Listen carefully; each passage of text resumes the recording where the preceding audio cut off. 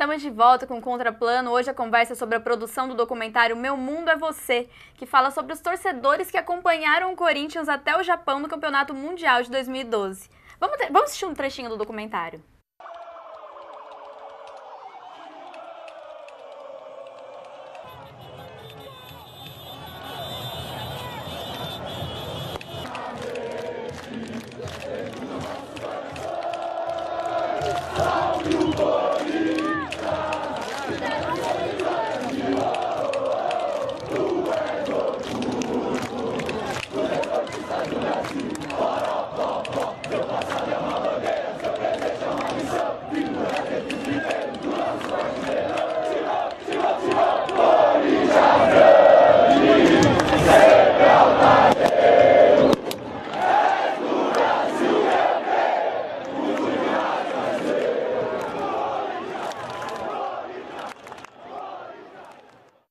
Quando o Corinthians foi campeão Libertadores, eu falei, pô, vamos pro Japão. E daí todo mundo que tava do meu lado falou, vamos pro Japão. Então vamos pro Japão. Aí ficou essa história do vamos pro Japão, todo mundo, toda a turma. Por quê? Eu sempre fui nos jogos do Corinthians com os mesmos caras. Isso desde garoto. Na verdade foi meu amigo Dante que foi pro estádio comigo, né? Foi pro Japão comigo, foi quem decidiu por mim. Nós estávamos juntos no tobogã, o meu filho Daniel também estava junto. E ali quando o Corinthians é campeão da Libertadores, o Dante, que fez aniversário justamente no dia em que a gente embarcou para o Japão, ele fazia 50 anos, e ali no tobogã ele já decidiu, eu vou para o Japão. Antes de acabar a Libertadores, quando a gente estava na Libertadores ainda, eu falei, se o Corinthians for campeão da Libertadores, eu vou para o Japão. Muita gente não acreditava, mas eu falei que eu ia. Foi em torno de uns 15, 20 dias depois da conquista da Libertadores. Um amigo nosso, Paulo Bonafera, ele que foi o encabeçador dessa maratona, dessa excursão que nós fizemos. Entendeu? Então foi mais ou menos em torno de uns 15, 20 dias do que a gente imaginou mesmo, que estava naquele afã da conquista, né? Então a gente já começou a partir em busca das coisas para ir para o Japão mesmo. Então, cara, eu conheci o concurso através de um amigo que estava falando que estava passando uma promoção na TV, na Band, e que podia mandar um vídeo e tal. Aí eu pensei, pô, surf na bike, né? Vai ser bacana descer lá com uma bandeirona nas costas, fazendo aquela curva, acho que dá pra ir, né? Aí eu combinei com uma amiga, e essa amiga tinha uma câmera legal, e um sabadão a gente pôde ir lá, a gente foi, filmou. Vai, Timão, quero ir pro Japão, vamos, Band! Só o trecho do documentário, cada um deu o seu jeito de chegar até lá, né? Mostra a rotina deles ali se organizando para chegar lá, né? Sim. Como que vocês chegaram ao Dan Stuba, que é o Celso Zelt? Por que vocês escolheram os dois? Na verdade, a gente queria um entrevistado de peso, né? Que era o Dan Stuba, um famoso, no caso. E a gente queria ver o olhar do jornalista também. Um jornalista que foi e pudesse falar como foi esse evento do ponto de vista do jornalista da mídia esportiva. Né? Aí com o Dan a gente conseguiu através da nossa orientadora, né, que tinha amigos em comuns, aí deu a coincidência de ele fazer apresentar uma peça em São José. A gente entrou em contato com ele, concedeu. Com o Celso Zé a gente entrou pelo Facebook. A gente conseguiu falar com ele pelo Facebook. Fomos até São Paulo. Fomos até a casa dele lá. E vocês também escolheram porque eles eram corintianos, vocês já sabiam que eles eram corintianos. Sim.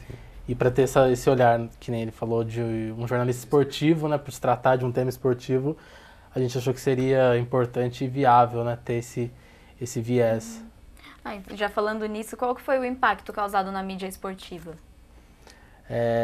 Os próprios relatos do Celso Zet, assim, são coisas incríveis, assim, de você mudar a grade de programação de uma TV para poder falar sobre o Corinthians, poder falar sobre o embarque, sobre um treino que estava ocorrendo no Japão. Houve uma mobilização extremamente grande, né? Não só por conta da ESPN, que era a emissora que o Celso trabalhava na época, por conta das outras emissoras também esportivas. Houve uma mobilização intensa mesmo de, como até falei para você, alterar grade, de você entrar com boletins diários para falar sobre o Corinthians, né? Como que estava indo essa trajetória no Japão. E ainda entrando na imprensa, assim, não sei se vocês já perceberam, mas a imprensa, ela criminaliza muito as torcidas, né?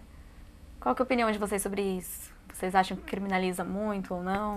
Eu acho que a torcida dá motivos para isso acontecer. Mas é assim, tem muito lado bom da torcida também, que não é mostrado. Mas infelizmente, algo que a gente convive, não é de hoje. Infelizmente, domingo agora a gente teve um outro evento lamentável também no Rio de Janeiro, no Clássico, né, do Botafogo com o Flamengo. Os torcedores entrando em confronto na porta do estádio, a polícia precisando intervir. Infelizmente, um torcedor do Botafogo faleceu.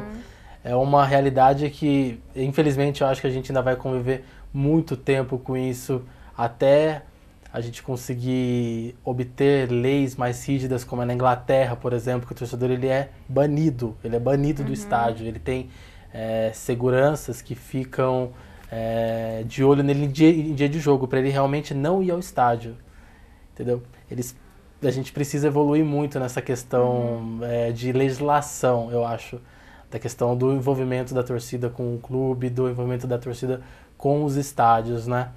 Como teve na Inglaterra por conta de um evento muito lamentável nos anos 80, que foi durante um jogo de uma Liga dos Campeões que mais de 100 torcedores morreram. A partir daquele evento, a Inglaterra mudou totalmente, né, a visão dela sobre o torcedor dentro do estádio de futebol. Olha só que interessante. Mas a torcida organizada, ela é essencial, sim. Não, tirando esses episódios, ela é essencial tanto para o crescimento do clube também. Sim. Não tem como descartar uma torcida organizada no clube. E torcidas também, muitas torcidas organizadas também fazem trabalhos sociais, sim, né? Bastante. É o que eu falei, acontece muita coisa que a gente acaba não ficando sabendo por falta de informação ou porque a gente mesmo não busca, não vai atrás. Mas é o que você falou, acontece muito trabalho social. O que acontece, por exemplo, que você falou, acontece muita coisa. Você fazia parte de uma torcida organizada. Como que é fazer parte de uma torcida organizada? Você diz o trabalho social que eles fazem ou fazer parte de uma torcida organizada? O trabalho social, as partes boas, assim, como que é? A parte que eu estava mais envolvida com o Corinthians, que eu mais torcia, que eu ia mais estádio. Então eu tive muitas histórias, a gente fazia feijoada beneficente, fazia samba para arrecadar fundos, mas questão de ir para jogos, assim, foram os melhores jogos que eu fui na minha vida, foram com a torcida organizada. Fui pro Rio de Janeiro, fui pro Sul, a gente saía de ônibus, ficava dois dias antes do ônibus para chegar no local e eu tinha muita história, que eu falei, tem a parte ruim, mas tem a parte boa pra caramba aqui. Infelizmente é muito banalizada a questão da torcida organizada hoje, né? No Brasil, principalmente no Brasil, né, por conta dos fatos tristes que a gente observa rotineiramente, né, no esporte e acabam não tendo nenhum aparato assim, jurídico para poder realmente conter, né, esse tipo de violência, né? Então a gente infelizmente acaba criando essa imagem da torcida organizada como um mal para o futebol, mas tem diversas atividades que eles desenvolve, como o Guilherme falou, que beneficiam, né, no caso, a população em si. E é o que a gente estava falando no começo do programa também, né, o futebol, como ele mexe com a emoção do torcedor que tá ali, né, você sai de um pico, você mistura várias emoções, né, você vai do amor pra ira, se você for parar pra pensar, racionalmente, não é normal você... não é normal você pegar um ônibus, que nem eu fiz, e ir até o Sul, imagina você pegar um avião, se deslocar até um outro continente para assistir duas partidas de futebol. Se for parar pra pensar, isso não é racional, envolve muita coisa. É muito emocional, né, que ele falou, são uma viagem de mais de 24 horas para 90 minutos. Sim. Né? É uma coisa que envolve muito a paixão, aquela coisa bem, assim, totalmente passional, né, o sentimento do torcedor com o futebol. E qual que é a importância da torcida para o time, para os jogadores mesmo? Acho que é a questão do incentivo, né? Então, imagina, né, para os corintianos, ver aquela torcida, os jogadores. Não tem como você entrar você subiu o túnel do gramado, você vê aquela torcida enorme gritando, acho que não tem como você se emocionar, não tem como você se comover. Isso aí mexe com o jogador, acaba ajudando o desempenho dele dentro do campo, ou como também atrapalhando. É como a gente costuma falar, o 12º jogador. Aí cabe analisar se vai ser como for pro bem ou pro mal, vai depender muito do desempenho da equipe daí, né? Sim. E pra vocês, assim, qual que é a diferença? Assistir um jogo dentro de casa, ou no estádio, ou num telão? No estádio, como você falou. No estádio é totalmente diferente. Você se envolve ali com o jogo, você esquece é uma atmosfera que você esquece o que aconteceu ao redor do mundo, você tá ali, ó. Você só lembra daquilo que tá acontecendo. É bem diferente. É muito mais vívido, né? A gente costuma falar, né? Porque pela televisão você ali acompanha, tal, tem uma imagem boa, né, hoje em dia, você tá ali sentado no conforto da sua casa, mas a questão de você estar dentro de um estádio de futebol com centenas de outras pessoas, com o mesmo sentimento que você, tendo o mesmo ideal que você, é totalmente assim diferente, é muito mais marcante, né? Você vê como um fato em si consegue mobilizar tantas pessoas, né, em torno de um só objetivo. É verdade. Gente, tem um documentário que chama Deus Geral, que estreou em 2016, que fala sobre a elitização das torcidas, dos estádios. Que antes, assim, as pessoas até falavam muito disso, que dá pra misturar muitas classes sociais, mas agora não tá dando tanto, não tem como as pessoas verem o futebol tanto como um lazer. O que vocês acham disso? A gente estudou bastante isso daí também, né? Pegamos alguns livros para ler, para falar exatamente dessa questão dessa mudança que ocorreu do torcedor, né? Do perfil do torcedor que frequenta o estádio, né? É mais uma mudança de comportamento do torcedor do que a elitização em si. É uma mudança extrema de comportamento, porque antigamente a gente, voltando a 20 anos atrás, nem tanto assim às vezes, a gente tinha aquele torcedor que ia no estádio, sentava ali na arquibancada de concreto e acompanhava o time mesmo, era o tempo todo ligado ali. Hoje a gente tem a questão das outras culturas, a estrutura é diferente, o perfil do torcedor, as próprias tecnologias influenciaram muito nisso. O torcedor selfie, né, denominado torcedor selfie, que vai no estádio para ficar tirando foto, fazendo selfie, não presta atenção no Hoje em dia a gente tem esse torcedor selfie, né, que ele fica mais tempo concentrado no celular, em estar fazendo fotos, postando, do que... Às vezes nem tá prestando atenção no jogo, exatamente, e tá só querendo mostrar que tá lá no meio. O perfil mudou bastante, né, por conta das estruturas dos estádios que mudaram,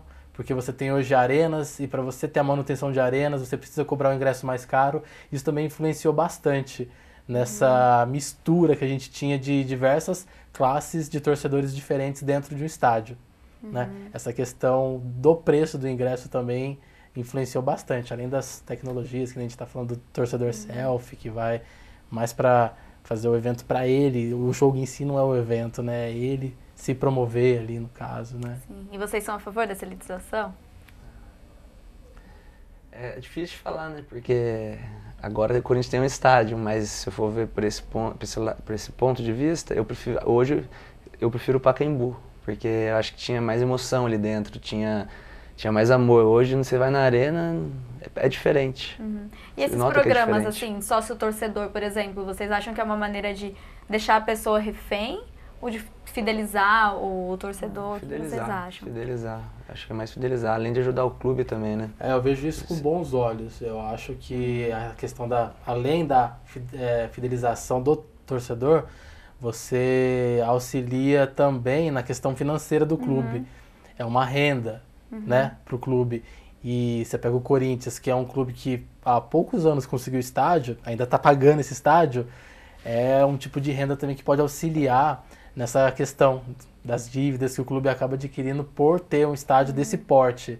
E é uma tendência mundial. A gente tem Barcelona, Real Madrid, Manchester United, que todos têm rendas muito grandes com o sócio torcedor. E auxilia muito mesmo, muito na estrutura do clube.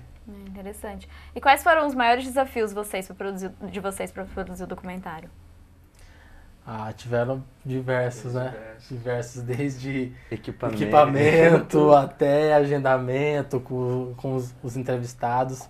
Foi uma odisseia praticamente pra gente conseguir.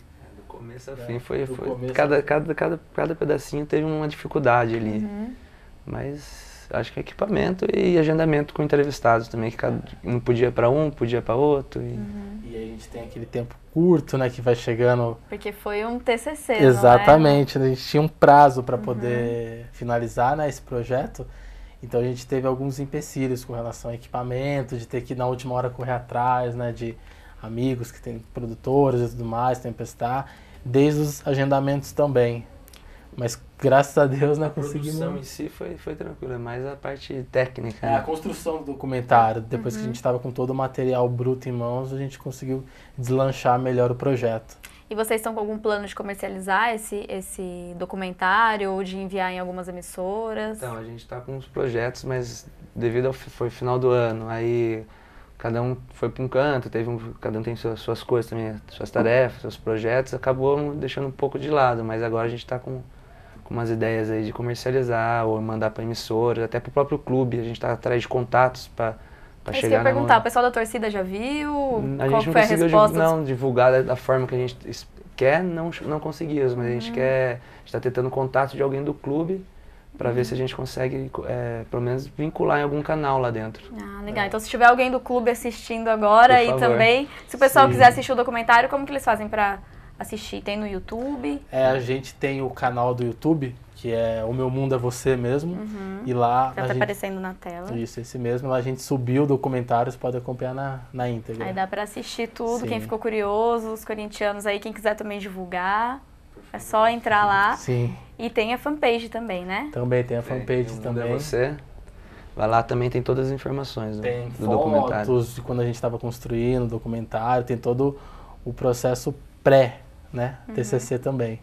Legal, obrigada, gente. Muito sucesso para vocês. Obrigado, a gente agradece a oportunidade de participar do programa. Muito obrigada.